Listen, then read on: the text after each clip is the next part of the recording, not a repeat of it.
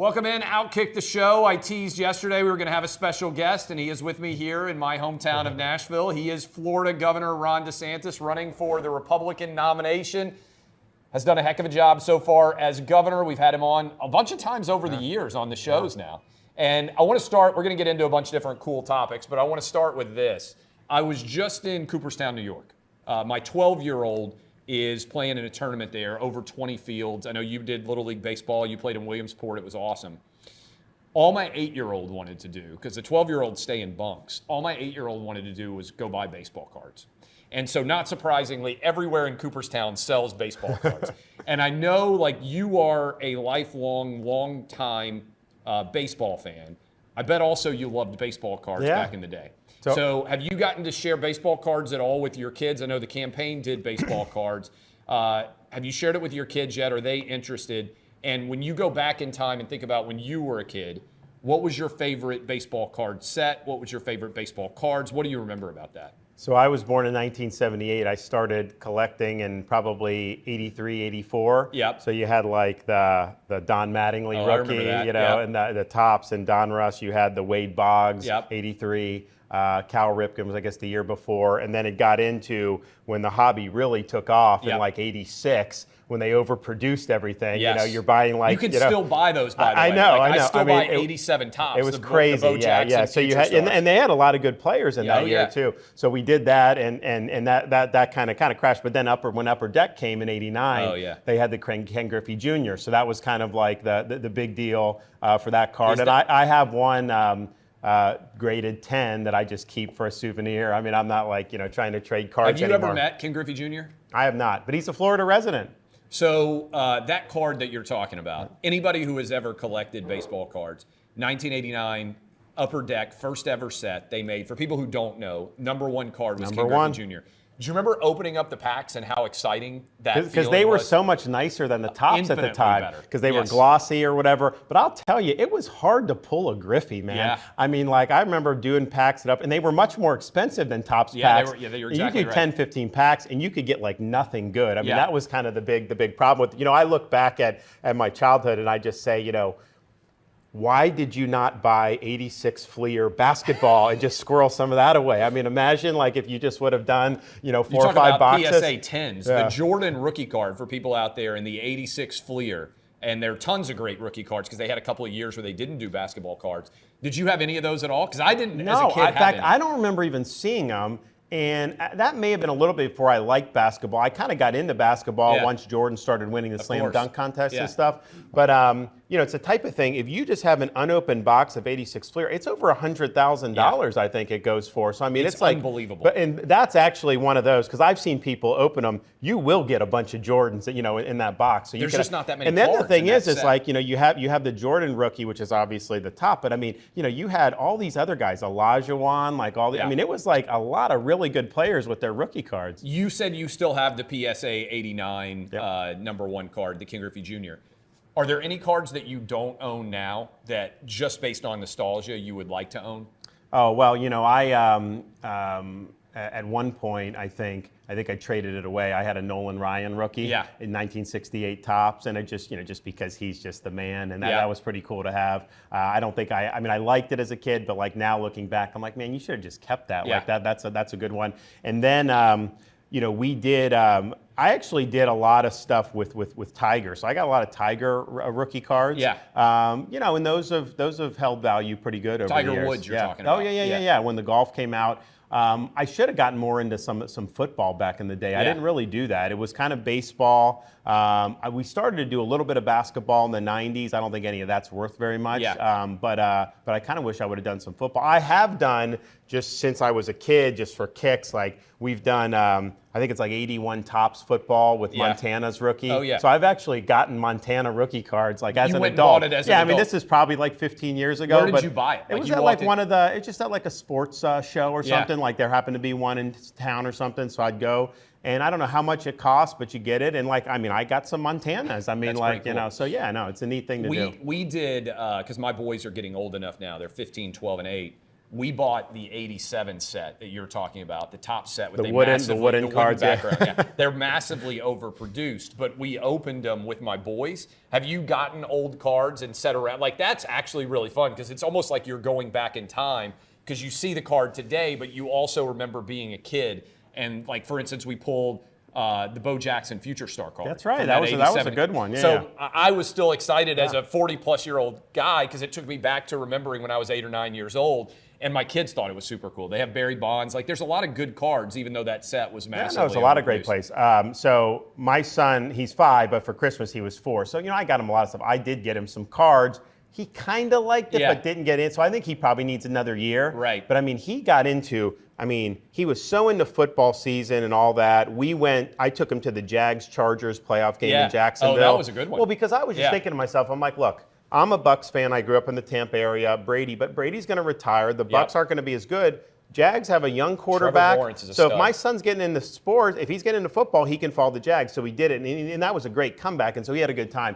So then I'm like, all right, well, they're playing the Chiefs. He's like, can we go? I was like, it's not in Jacksonville. It's in Kansas City. He's like, oh. So I ended up taking my 6 and 5. Oh, I saw you guys walking around. Yeah, we took him to Arrowhead. Yeah. And so that was the first time I'd ever been to Arrowhead. And I'll tell you what, it's loud as heck. It's a great stadium. And, it was, the Jags played him pretty good because Mahomes got hurt. But, when they lost, I'm carrying my 4-year-old son. He's crying leaving Arrowhead. He was so disappointed. So I think he's going to need, but anyways, so he was so into football, watched the Super Bowl, everything. Then that next weekend, we took the kids to the Florida State College home opener for baseball. Yeah. And just like that, it was all baseball all the time. Yeah. So he's now he's the youngest kid in the coach pitch. So he's graduated from, because I pitched to him. And so we were out there the other day for his first game. And I didn't know how he was going to do. And the coaches, and then they're not like underhand. The coach will just kind of do that. And he's just cracking them because he's used to doing that at home. So it was good. So I think maybe this Christmas, he probably will get into baseball cards a little bit better. The coach pitch. There's so much stress on the dad. I know. Because you got to throw a good pitch, and you only get, I've coached, you only get 6 pitches. Yeah. So you got 4 or 5, and they're not very good, or they haven't swung yet. You get to 6, and you make them have to swing. I've been in games where they've had to pull the dad because the dad is it gets in his head, and the dad can't throw strikes. It gets in your head. It's just like the catcher on Major League 2. He couldn't throw the ball back to the pitcher. When you have in baseball, you have the mental blocks. But I was doing underhand with him and hitting, and then this league was that, and he likes the overhand better. So I don't do overhand. I don't do underhand anymore. Speaking of the Baseball Hall of Fame, I'm curious what you think because you played baseball at Yale. Shohei Ohtani. Is he the most underrated, underdiscussed baseball player of a modern era? Because I look at what he's doing, and the numbers are off the charts. He's basically, the reason why I was thinking about it so much is I took my kids and we're standing in front of the old Babe Ruth jerseys and everything else. He's basically Babe Ruth. And I feel like we're underrating and underdiscussing how incredible he is. Yeah, whenever I'm asked about who the GOAT in baseball is, I always say Ruth. And you can argue Willie Mays, maybe Ted Williams, the best hitter, all this. And I say, look, Ruth was the greatest home run hitter of his era, one of the best ever, but he was also one of the best pitchers of his era. They just decided to move him to outfield once he went to Yankees. But this guy was a Hall of Fame pitcher too. And to do both of those, now Ruth he started to hit, and then once he started to hit, he stopped pitching. Ohtani is doing both right now, and I think he is the top star in baseball because how the hell do you do that? No one's been able to do that at that level in baseball history for the last 100 years. If you had an opportunity to play minor league baseball, you went on to graduate from Yale, went to Harvard for law school. You've obviously been very successful. You're running for president of the United States, kind of a big thing. Right. Would you have ever gotten into politics if you could have had a chance? So this is the truth. So I would have play baseball as long as I could, but I knew Division I college players 99%. Like if you look at all the little league kids who start out, you're in the top 1%. But to get to the big leagues, that's like the top 0.1 or whatever. And there's just a big difference there. So I was realistic about that. But what my plan on doing law school was to try to do baseball on the business side in the front office or something that. But then 9/11 happened, and so then I ended up joining the Navy, and I felt a calling to serve. I wanted to volunteer, so I served in Iraq, I served in all these places. And then that just kind of took me in a different path. But had that not happened, I think I would have gone into baseball and been involved on that side of the house. Office. There's a multiverse out there where you never go into politics and instead go straight into the front office side. I think so. That leads us into, I'm curious what you thought about this. The All-Star game got pulled out of Atlanta. Right. I bet you had pretty strong feelings. Hank Aaron was going to be honored. They decided to move it out to Denver. Now there's talk that Rob Manfred is going to bring the All-Star game back to Atlanta. Because now they've acknowledged, remember they pulled it because Joe Biden came out and said, this isn't Jim Crow, this is Jim Eagle. Yeah. And now there's a recognition, oh, by the way, more people voted in the 2022 midterms in Georgia almost ever by before. Far. Yes, the data reflects that was all a lie. Right. Do you think Rob Manfred, you're a baseball guy, I'm a baseball fan, do you think Rob Manfred should apologize to Braves fans and say, hey, we got this wrong and that's why we're bringing the All-Star? I mean, exactly. Yeah. What is wrong with just admitting that? And what Major League Baseball did, they responded to a fake narrative. That's right. The Democrats lie, the corporate press amplifies the lie, there becomes a frenzy, and then people just genuflect to that. Yes. And that's not responsible. You have to look to see whether this is truthful or not. And that's why a lot of those companies, Coca-Cola or whatever, a lot of people were not happy with them. That's right. Because, like, look, if they really did do Jim Crow too as a corporation, speak out against it. I mean, that's fine. But that was a lie. Yes. This was very common sense stuff. It was not targeted at anybody. And as you say, the elections that have happened since then, there was massive turnout, and there's zero truth to that. But if you had read the bill at the time, you knew it was a lie then. Which is what Brian Kemp said. Yes. And he told Rob Manfred that. He's come on my radio show and said, I told him you're buying a false bill of goods here. I just wish there was accountability in some way, right? I think sports fans and Americans in general, if he came out and said, hey, I got it wrong, then I think people would respect it more. Yeah. And instead, he's just going to pretend he never said it. But also accountability from the media. Like, they will never admit a mistake. But, I mean, that was a false narrative. Right. And it was knowingly false, because if you had done any research, you would have known that that wasn't true. And yet they parrot it, create a narrative. Oh, sometime out Georgia, you can't vote or whatever. That's right. And that was an absolute lie. And that's just what they do. And speaking of absolute lies, this is a good segue. I want to read a couple of quotes to you. Kamala Harris has come after you over what she is saying is flawed reporting. The new rules for how to teach history in Florida. And I'm reading directly from her Twitter account. In the state of Florida, they decided middle school students will be taught that enslaved people benefited from slavery. They insult us in an attempt to gaslight us, and we will not stand for it. That's the Vice President, Kamala Harris. When you saw this, when you hear this, what's your reaction? Well, obviously she's lying, but then you know that there is going to be corporate press that are going to run with that and try to create a narrative. Now, there's actually been some that have pushed back because it's so egregious. Interesting, when we got rid of critical race theory a couple years ago, in the bill that we did, we said, you must teach accurate history. You must teach about racial discrimination. You must teach about all aspects of African American history because we believe in true history. The left and the media at the time was saying Florida doesn't want to have any African American history. So the standards that were developed, these are Black history scholars, many of whom were African American themselves. They worked on this. It's very, very thorough, and it is every little aspect of not just slavery, but the Black experience in America from colonial times to the beginning. No one can read those and think somehow that they are shilling for that. I mean, it's ridiculous. So everybody knows that. But she said that they said there was not going to be any Black history. Now they're saying that somehow this is not accurate. And the reality is, they're lying again. They're creating a narrative. But you actually had some of these guys go on TV. Yep. One of them is an African American scholar. And he's like, everything we did here is factual, it's truthful. We are not doing an agenda, we're just telling the truth. And I think the reason why Harris and Biden and the left and the media react is because what they see we're doing in Florida is we've kneecapped their ability to use American history to advance their modern day agenda.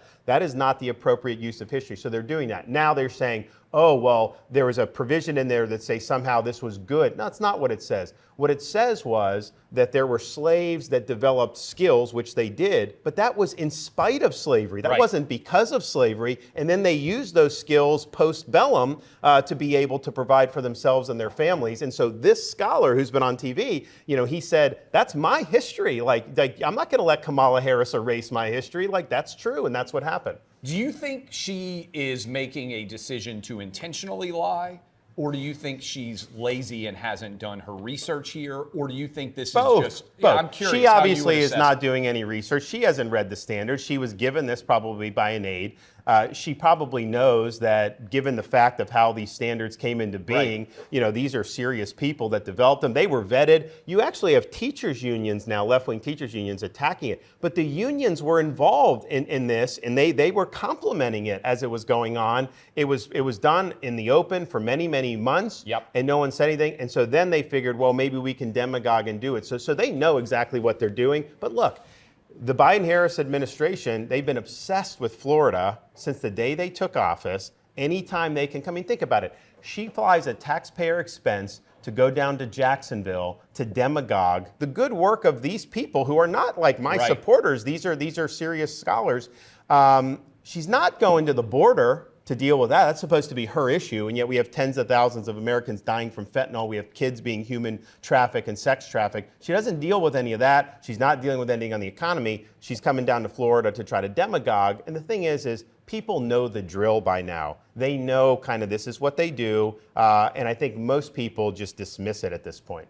So she's selling this false bill.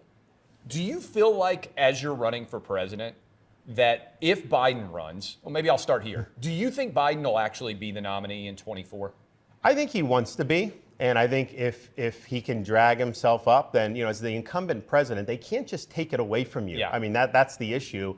And unless he goes willingly, I think he will be the nominee. Okay, so if he's the nominee, I think Nikki Haley came out and said she's running, obviously, as a Republican primary contender as well, that she feels on some level like she's running against Kamala because she thinks Biden will step down and Kamala Harris will be president.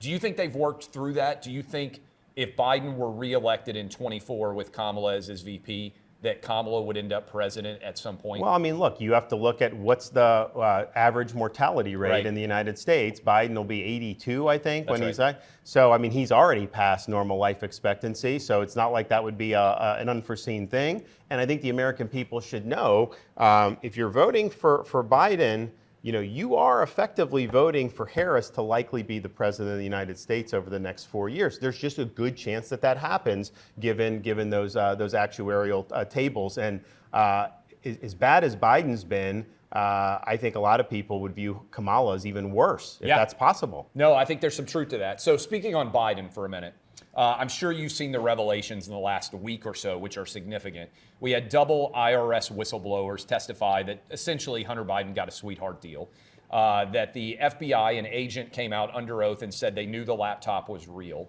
Argument that the FBI was tipped off that Burisma had paid millions of dollars to both Hunter and Joe Biden, potentially to get a prosecutor fired in Ukraine. We also, on top of all that, now have Hunter Biden's art selling for $1.3 million.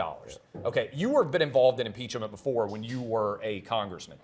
It seems to me on many levels that they impeached Trump for asking about what Biden was doing. Should Kevin McCarthy, in your mind, and the House Republicans open an impeachment inquiry into Joe Biden? Is that justified based on the allegations that are out there? There's way more basis to do Biden than they had to do Trump.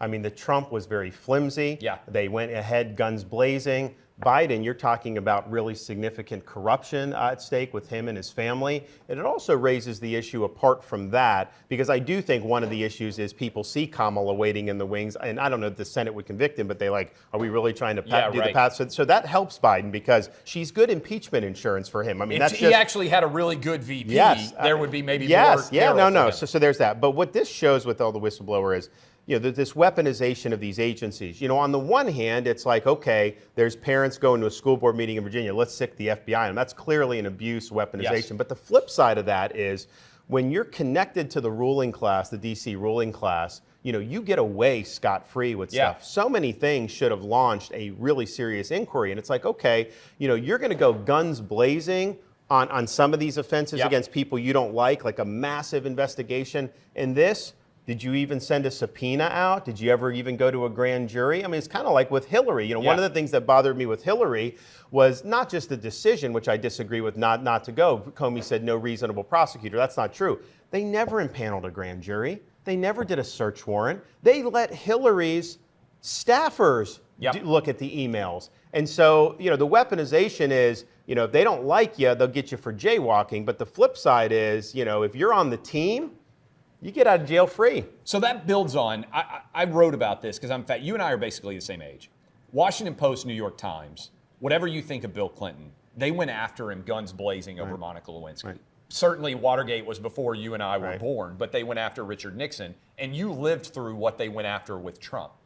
Why do you think so many people, the Washington Post, New York Times, the allegations I just ran through, they're far more significant than the allegations I think against Trump or against Clinton, even back to Nixon.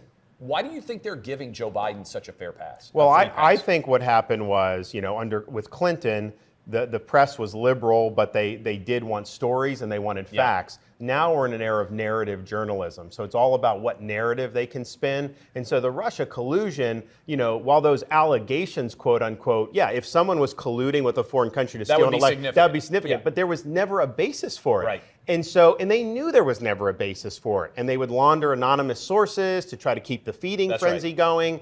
And it was and the whole idea was to basically mobilize the intelligence and law enforcement, federal communities against the sitting president or the aspiring president, then the sitting president. And so it's just a massive abuse of power. So I think that their behavior in that really, I think, showed who these people are now, because not only were they furthering the false narrative, they turned a blind eye to all the abuse that was going on, and they never cared about that. So what they're doing with Biden is just a continuation. They want their narratives. This does not fit their narrative because they want to focus on Republicans and all this other stuff. So I think it actually flows from how they behaved in Russia collusion, because if Russia collusion, if the shoe were on the other foot, they would have never given that story a time of day. You mentioned media narratives. You're involved in a big media narrative. It's who's going to be the next president of the United States. How do you think the media is treating the Ron DeSantis campaign? Oh, well, look, and I'm not complaining about this. I mean, I think it's actually somewhat of a good thing. They do not want me to be the nominee. I mean, that's very clear. Why do you think they don't want you to be the nominee? They know I'd beat Biden. But I think even more importantly than that, they've seen what I've done in Florida to transform the state. And they're like, this guy would actually get this stuff done. Yeah. And they don't want to see that. They don't want to see things like the administrative state unraveled. They don't want to see conservative policy implemented in any way. They don't want to see, me fix the military, all these things that are really important, the border. They don't want any of that. So they know that. And I think that that's there. So their narrative is to try to ding me. And I think that's been the case. They've tried to take me out for years, starting with COVID. I mean, that was relentless. Yeah. And, we just stood strong on that and basically, rode it out. But then really, as soon as I won re-election so big, they're like, oh my gosh, this guy, we got to deal with him. I mean, it's been, constantly negative since then for sure, even leading up to this. And now it's, whatever you do, it's like, oh, this or that. So it's a sign of strength. Because if they didn't see me as somebody who was a threat, they would ignore me. They would not be so fixated. And I've been attacked by corporate press this year more than Biden has or more than Trump has in terms of their narratives. I mean, I've been the number one target on that. And I think, sometimes, it creates static. And so you don't want that in a campaign on the one hand. On the other hand, our voters do know, who are their enemies? Yeah. One of their enemies is the corporate press. And if I am the one that the corporate press fears, that will help me in the eyes of these voters. Another guy who's gotten attacked a lot, you mentioned COVID, RFK Jr. Yep. You guys would disagree on a lot across the policy perspectives. I think you would agree on a lot associated with COVID. Sure. You got ripped front page article in the Sunday New York Times about COVID. My argument, Which was just bizarre. I mean, literally, they admit in the article Florida had lower age-adjusted mortality than the national average. They omitted, which they should have put, we had the lowest excess mortality in the Sun Belt, including less excess mortality than California. So that's just on the health stuff. And then what about economy, education, quality of life? Clearly, they don't even want to discuss those because we were totally off the charts on all of that. And they try to hit me on saying I wasn't forcing the vax on young people. Yeah, I was not doing that because it wasn't the right thing to do. They didn't need it. They didn't need it. And in some of them, we now see with the young men, myocarditis and all this stuff. So what they are attacking me for actually would have been bad health policy. And it's an inappropriate role of government to try to push this on people. So we were right on that. And especially when you had the vaxes rolled out, and in Florida it was always voluntary, a lot of people thought it was working for the first 4 or 5 months, right? And I thought it was, because COVID did go down in like May and June of 2021. Then you have this massive wave across the South, the Delta. Yeah. Those vaxes did not stop that wave, and there were enough people that had taken it. So at that point, you got to look at that and say, okay, how are you going to do? So we focused on treatment in Florida. I was rolling out these monoclonal antibody clinics, whatever, giving people the ability to get treatment. That was a departure from the narrative as well, and I got attacked for doing that at the time. So their narratives on COVID, they were so wrong on almost every issue. And the thing is like, it's fine, you're wrong, but you go to some of these deep blue cities, you will still see people walking outside with masks on. It's now look, infuriating. it's a free country, if that's what you like, but I can't help but think these people have had this put into their head that unless they're wearing a mask outside, that somehow they're going to get COVID and die, and that's not true. I was just on a college campus. My oldest son is at the University of Michigan doing a summer camp. I couldn't believe how many young people, teenagers and 20-somethings, were still wearing masks. When you see somebody who's a teenager or 20-something wearing a mask, what do you think? I mean, honestly, I just shake my head. But there's a reason they're doing it. Somebody has put that into their head that that's something that is going to be beneficial to them, and it's not. When COVID hit Florida, we had, the kids came back to school whenever for the universities, July, August of 2020, and I put out the edict.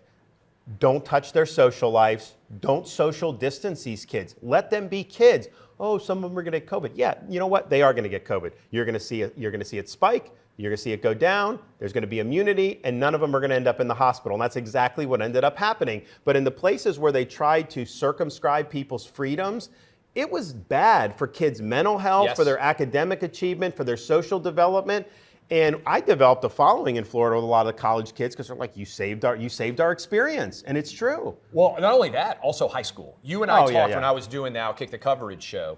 You said, not only are we going to open up schools, I remember when you came on the show, you said kids are going to be able to play sports. And I think this is so important because you went to school. You know how many boys in particular stay in school so they can go play on a sports team. Exactly. And if they don't have that coach, they don't have that figure, they don't have that structure, they fall apart. You've seen that happen now all over the country because the New York Times, while they're also ripping you for COVID, also will have a front page story, hey, learning loss is not gotten recovered from all the schools that were shut down for so long. And so what I think is an interesting part about this is they rip you, but you actually read the studies yourself. Exactly. You actually did the research. And so many other politicians just listen to the experts. And I want to give you a thesis here and see whether you buy it. What I saw happen that I found so infuriating was you would have somebody who's a CDC official, let's say, the Dr. Fauci's of the world, the Rochelle Walensky's. They would come out and give you a guidance. And then a politician would say, well, I'm going to follow the guidance of the experts. And then when the experts like Fauci get called on it, they say, well, we never called for schools to shut down. So you have a circle where no one accepts responsibility for the decision. My thing is, you're elected as the governor. You're the ultimate decider in the state of Florida, right? That's how the Constitution works. But so many politicians out there pointed to the so-called experts who got everything wrong. The experts said, we didn't do it, the politicians did. And it's like there's never been consequences or a reckoning for all those people who got all those things wrong. Well, that's the thing. I mean, I'm in a situation where you elect me to be the executive, you elect others in other parts to be the executive. Nobody elected Fauci. Nobody elected these health bureaucrats. And so it's fine to confer and listen to what they're saying, but you ultimately have to make the decision. And I started when I was doing this, because like literally 3-4 weeks into COVID, I'm like, kids need to be in school. I don't know what's going on here. And Fauci publicly he attacked me saying, oh, kids are going to get infected. And they're going to die. Yeah, and then I'm just like, well, wait a minute. I'm looking at Sweden. I'm looking at all this stuff. We're making a big mistake here. And obviously, we pivoted very quickly. But, so he's attacking and all this stuff. But I started looking back, Dwight Eisenhower's farewell address. A lot of people remember it, military-industrial complex warning, and that's a great warning. But if you read that, he talked about kind of in the post-World War II era, you started to have this intermingling of federal money and scientific research. And he said there's a danger, given that power, that public policy could be captive to what he called a scientific technological elite. And he warned against that because he said the job of a statesman is not to subcontract out to those people. Job of a statesman is to listen, but listen to all different areas and harmonize all that for the greater good. So someone like Fauci, he did not care about your freedom. That was not anything he cared about. He didn't care about the viability of your small business. He didn't care about your kids' education, the jobs, none of that. All he was myopically focused on was this one virus, which even if that was the only concern, he still failed with his prescription for that. But I'm sitting there saying, okay, wait a minute. These people have a right to work. They have a right to do all that. So yeah, when we really pushed against him in the early part of COVID, I mean, I had the whole world come down on me. The corporate press, the left, the Democrats, a lot of Republicans even at the time were saying, we were nuts. But I'll tell you, and I was getting hammered and I wasn't doing well, and people said, oh, he's never going to do politics anymore. He's done, right? And then what happened, a few months later, Florida was the place to be. It's like, okay, your life's not good wherever, go to Florida. That was the first place people thought, and we've never done better as a state as a result of that. But that would never have happened if I just said, and it's the politically easy thing to do, because you can say a business owner comes up to you saying like, hey, I want to open my restaurant. Well, they're telling me I can't. Trust me, I want you to do it, right? Yeah. But they can't. So it was an easy way for them to pass the buck, and that's just not the way leadership is. What do you think would have happened if Andrew Gillum had won in 2018? Florida would be like a New York or California or Illinois. There's no question. It would have been a California, Illinois, New York style lockdown. The kids would have been out of school for the whole year, because I know that because the teachers union sued me because they wanted the schools closed, right. And we beat them. And now Randi Weingarten is claiming that she always wanted it. I mean, that's one of the biggest lies out there. They there. literally had a protest, and I think she was there, but there was a bunch of union people in Florida where they were haranguing me, saying how dangerous it was, and the union would bring coffins and put coffins in front of the Florida Department of Education. I was on the beach in May of 2020. So when everything shut down, I said, screw it, I've got a place on 30A, which by the way, one of the most beautiful places in the United States, by the way. Maybe the best beaches, but we're full. Don't come down there. I took my kids down there, and one of the guys who I think ran for Secretary of State in Florida as a Democrat was walking around dressed as a Grim Reaper. That's right. On the beach, literally while I was there with my kids on 30A, hanging out and enjoying the sun. But to your point, they now all claim that they never said what they did. No. And here's what's frustrating to me, and I bet it's super frustrating to you. You at least won by 19 points, so that's a validation of some point of your leadership. Not one, Gretchen Whitmer got reelected. Yep. Gavin Newsom got reelected. The only reason Andrew Cuomo didn't get reelected was because of a sex harassment scandal. It wasn't because of his failures with COVID. Not one incumbent governor lost other than Nevada.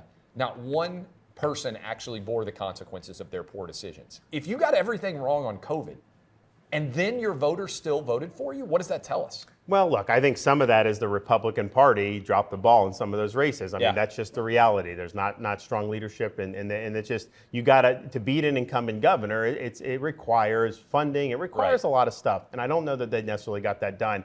But I think part of it is, in those states, the media gaslit. The media would portray this as necessary. So I think there was a resistance for some of these voters to admit that all this was for naught. Wearing the mask for a year and a half was all for naught. Their kids being out of school was all for naught. I think that as a matter of human nature, they wanted to believe that made a difference. And I think that was more of their inclination rather than, and some would say, this was bad.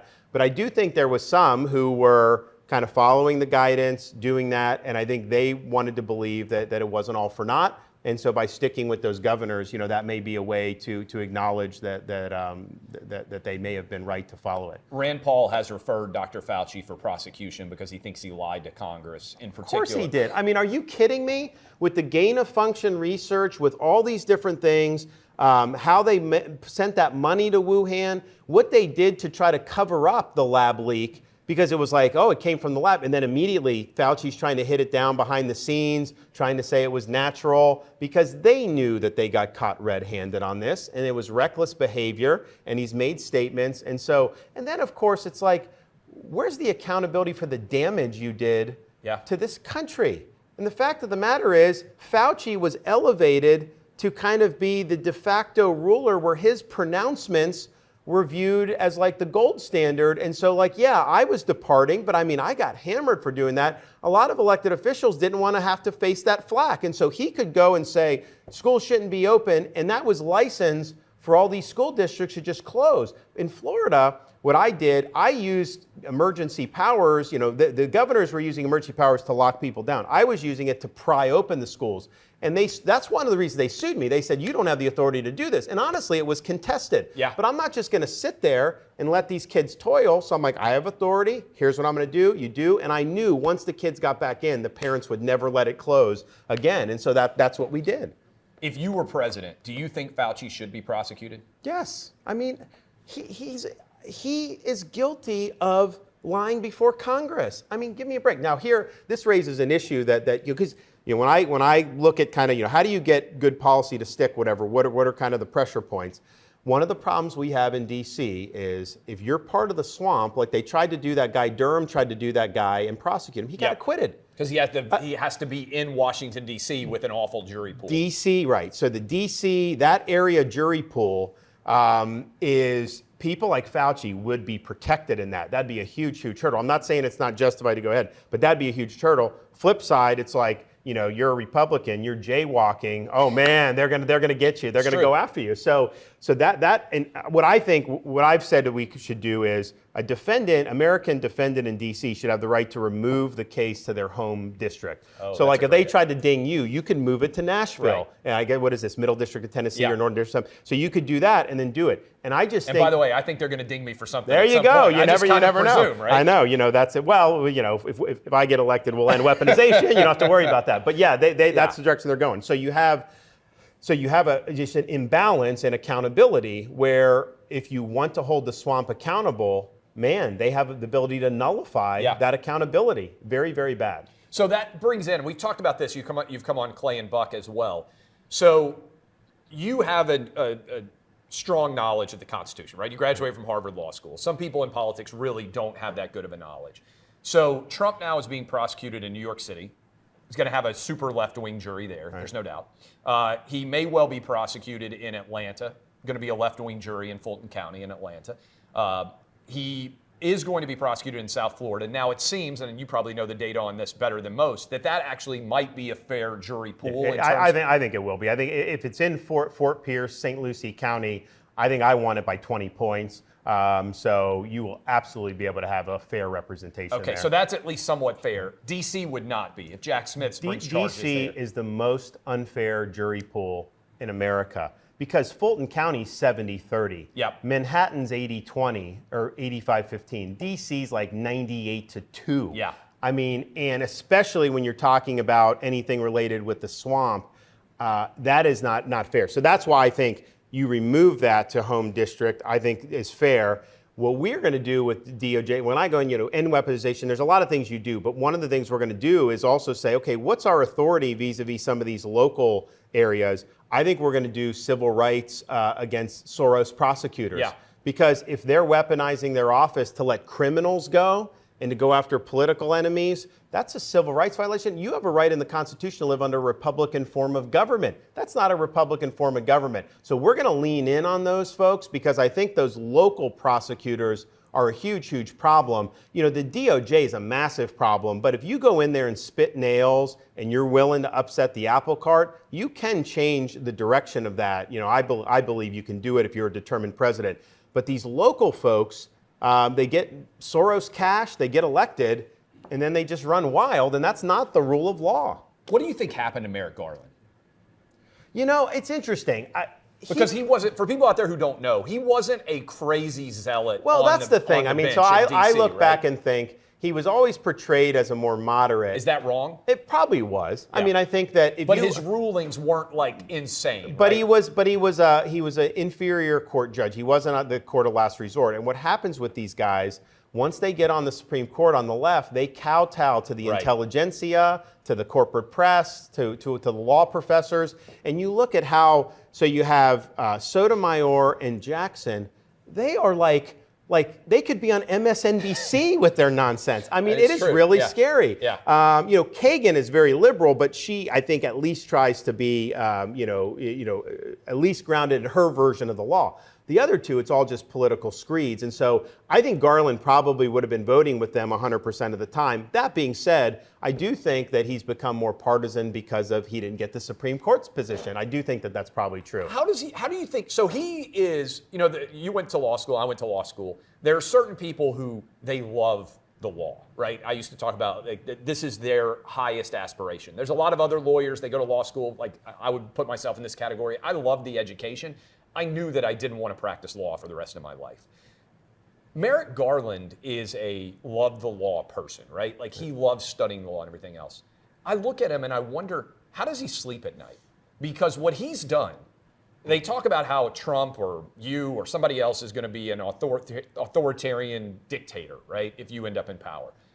Merrick Garland is trying to put the chief political adversary right now of his opponent, Joe Biden, Donald Trump, in prison for the rest of his life.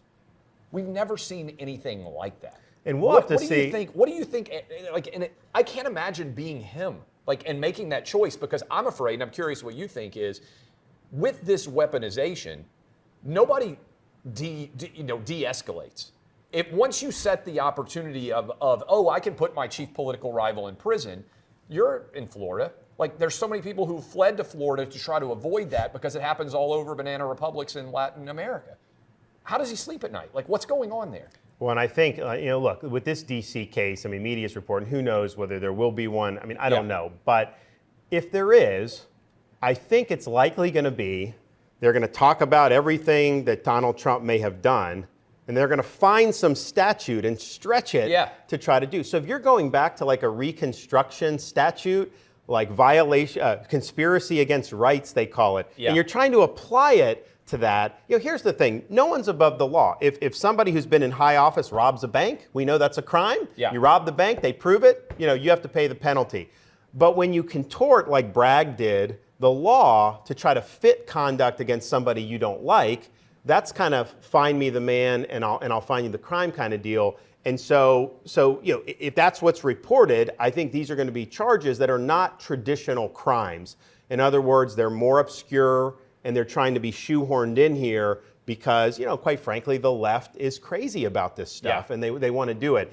And that's, we got it. So if you want to have a good justice system that people have confidence in, you will have straightforward criminal offenses, and particularly in a pretty politically charged environment, you will not charge novel offenses given the dynamics that are at play. And I think he's thrown that totally overboard, and we'll see if he's doing it on here. And that could mean that if you were president and they try to prosecute Trump maybe before the election even happens, that you would look at that. I think you said on our show before, you'd look at pardoning all the January 6th. Well, my view, I mean, with respect to do we really think it's good for the country to have an almost 80-year-old former president in prison? Like, is that going to be good for us to come together? And that's the thing. It's like, there's divisions in this society, but there is some opportunity, I think, to come together on some things. But it's like when all this is going on, that makes it very difficult. So, I look back at like Nixon pardoning Ford. He took a lot of heat for it, but I think it was the right decision to just move the country beyond that. And, they could have tried to got a pound of flesh out of Nixon. And it wasn't that Nixon was above the law. It was just weighing how does that, provide fissures to society, for this. But it's a type of thing where, in terms of ending weaponization, I think wielding pardon power is definitely part of it. Clearing out the bureaucracy. I'm one of the few candidates that said definitively we'll have a new FBI director on day one, 100%. We'll have an attorney general with a big, strong backbone who's going to fight all these people. We're going to probably parcel out parts of DOJ, so you can send one part of it to maybe Tennessee or Arkansas or wherever, because there's so much power that's been conglomerated in D.C. I think a lot of the people probably wouldn't want to move to some of these places, so maybe it's more representative of America, because we have in D.C. Department of Justice, consolidated power, no oversight, no accountability, and 99% of them donate, the donations are Democrats. Well, so you may even be trying to abuse your power, but some of these people, they just view, like, it's foreign of the way other people think, and that's very, very dangerous. Ford pardoned Nixon because he was a statesman. Does Biden have any statesman-like qualities? No, he would not do that, because his base would eat him alive. But sometimes don't you have to do what's right, even if you're But I think what we've seen with Biden, he will not cross the base. because he understands his hold on power is pretty tenuous, just given his ineptitude, given his senility and all this stuff. And so he basically is just going to deliver for the base, and he would open himself up to potentially getting driven out of office on 25th Amendment or something. So there is no way he would do that. And that's why, the stakes of the election, for many respects, were high. But I think there's a high probability that would be out of the cards for him. Do you think if Hunter Biden's dad wasn't president, he'd be in jail? Yes. Well, let me say this. If he were a Republican and he was not connected to D.C., if it were Donald Trump Jr. he would. Yes. Yeah, I think for sure. And, that's the thing. The lack of zealousness with all this information, it's one thing. It's like, if they go after you and him the same, then what are you going to do, right? But that's just not the way it is. I mean, they get very, very zealous when it comes to people they don't like. You mentioned Bud Light a minute ago. I know that Disney has been on the battleground with you, and I got a quote. I don't know if you've officially, I know that the campaign put out a video, but Bob Iger told CNBC, the notion that Disney is in any way sexualizing children, quite frankly, is preposterous and inaccurate. That's a quote from Bob Iger. Do you buy it? Well, I mean, you saw they opposed the bill in Florida to not have sexuality and gender identity in grades K through 3. And not only they oppose it, when we stared them down and I signed it, they said it's going to be our mission to see that it's repealed in the legislature of the courts. So they're devoting corporate resources. They felt so strongly about kindergartners being told that they may be born in the wrong body that they dedicated corporate resources to it. And then when that happened, those Zoom videos came out with those Disney executives saying they have an agenda to inject the sexuality in the youth programming. So that is evidence that everyone's been able to see. And look, the reality with that company is their own employees, by and large, sided with me in Florida. Yeah. Osceola County is where the majority of Disney employees live. I did better than any Republican has done in a generation. Usually a blue county, I won it by 7 or 8%. Yep. I did better in Orange County than Republicans done in a generation, and all the surrounding, we did tremendous because they are employees of Disney because they believed in the original mission. Most of them believed in the original mission, and so it was not popular. I remember when they were protesting us on this, when the bill was coming up. There's like Disney's going to do a big protest. So the Burbank people were out protesting. Yeah.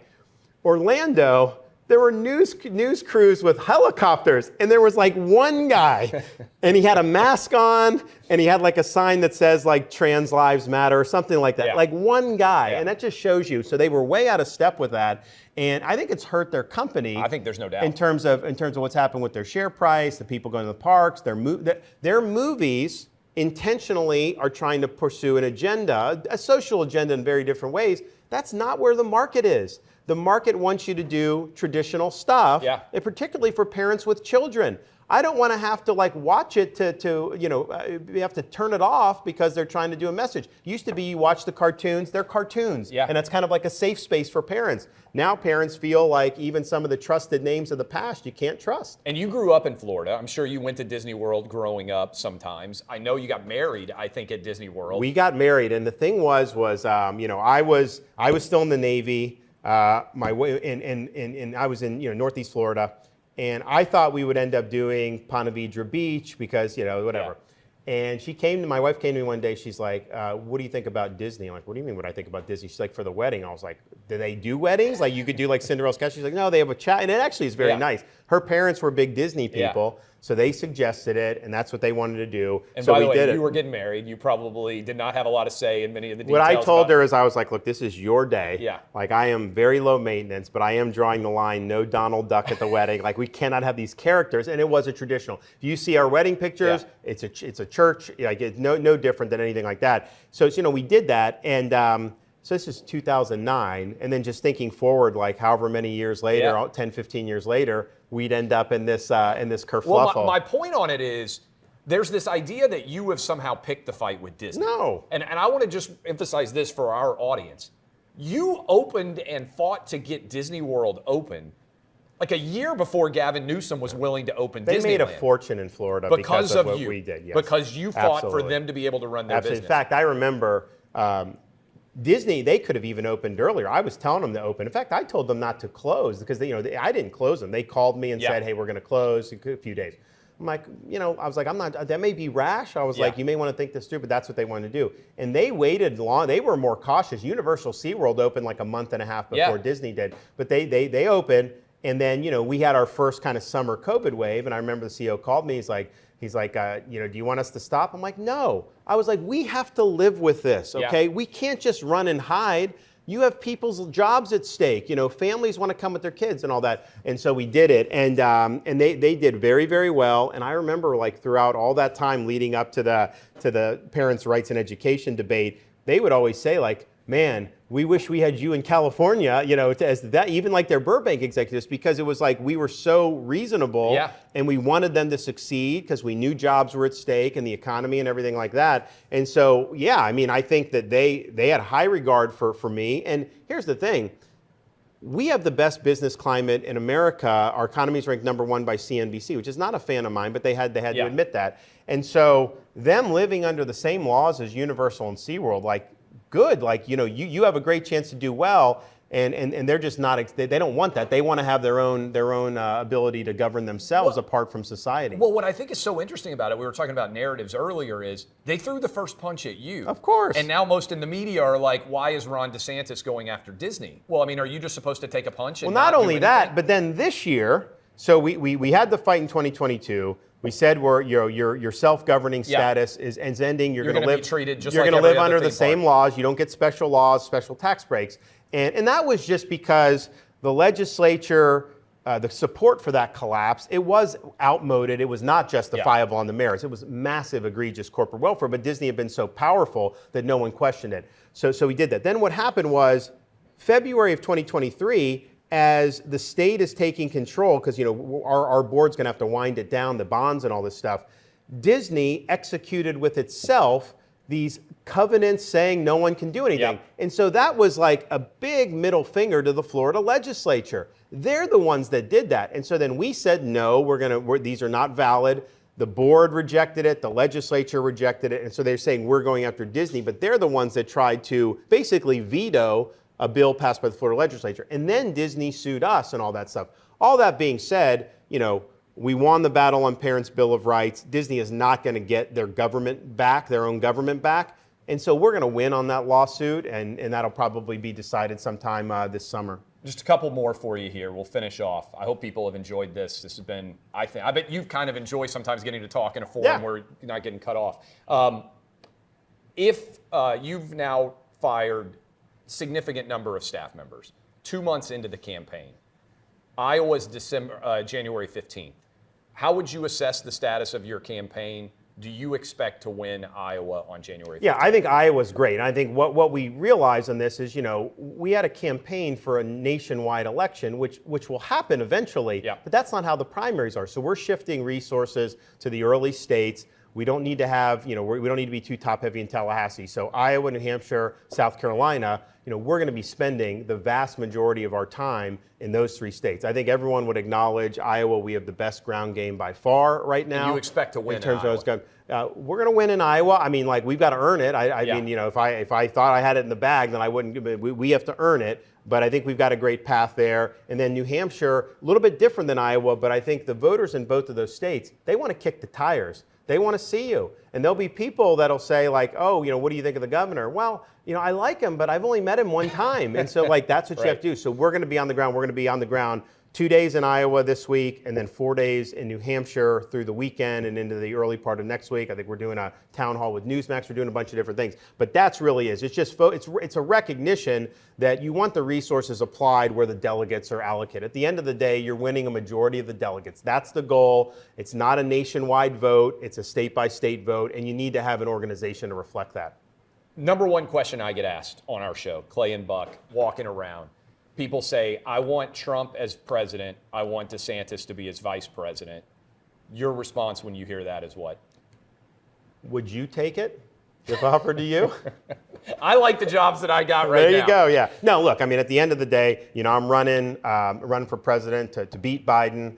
I'm reliable. I reflect the values of our voters, and I will deliver on all this stuff. I've shown ability to do that in Florida.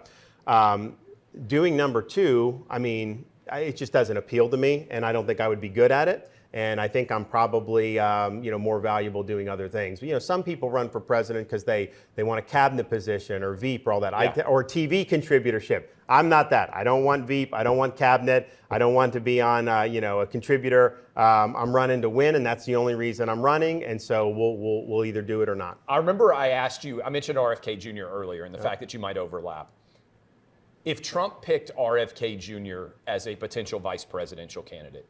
Crazy idea. If you were president, would you consider, if you were the nominee, would you consider RFK Jr. as a running mate? Or here's the issue. Like I'm aligned with him on Fauci and the corruption and the health bureaucracies 100%. And I think he's probably said some other things that I agree with too. But at the end of the day, he's more liberal, very liberal on some. I mean, he used to say, I don't know if he still believes this, that, if you deny climate change, you should go to jail, things like that. So it's like conservative voters, they would want those positions flushed out. And he opposed the affirmative action ruling to say, you can't racially discriminate. Yep. On that, he would have wanted that to remain. So I just think at the end of the day, you need somebody that's going to reflect the values of the broad coalition. Yes, the medical stuff, I'm very good on that. So that does appeal to me, but there's a whole host of other things that he'd probably be out of step with. And so on that regard, it's like, okay, if you're president, sick him on the FDA if he'd be willing to serve, or sick him on CDC. But in terms of being VP, if there's 70% of the issues that he may be averse to our base on, that just creates an issue. You gonna stick with the Bucs now that Brady's gone?